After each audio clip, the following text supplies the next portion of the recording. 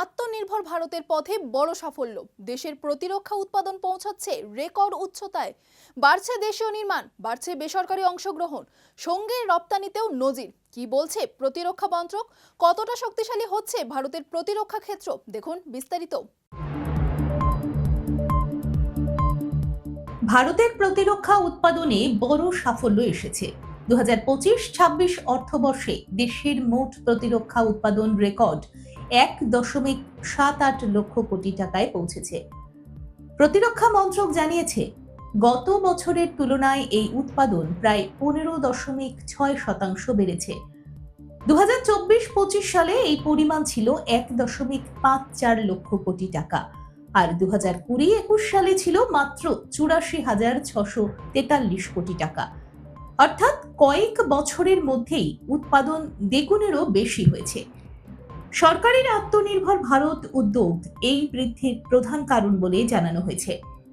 দেশীয় উৎপাদন বাড়ানো, আমদানির উপর নির্ভরতা কমানো এবং বেসরকারি সংস্থার অংশগ্রহণ বাড়ানো, এই তিনটি বিষয় বড় ভূমিকা নিয়েছে।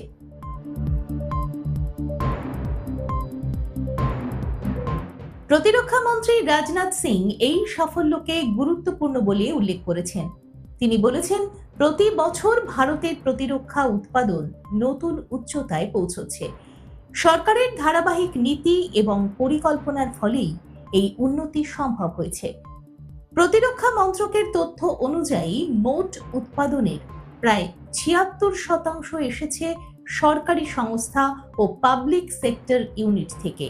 তবে বেসরকারি সংস্থার অংশ বেড়ে 24% হয়েছে, যার মূল্য প্রায় 42,000 কোটি টাকা। এটি এখন পর্যন্ত সর্বোচ্চ।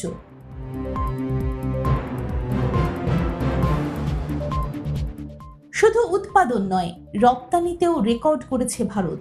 2025-26 অর্থবর্ষে প্রতিরক্ষা রপ্তানি দাঁড়িয়েছে 38,424 কোটি টাকা, যা দেশের ইতিহাসে সর্বোচ্চ।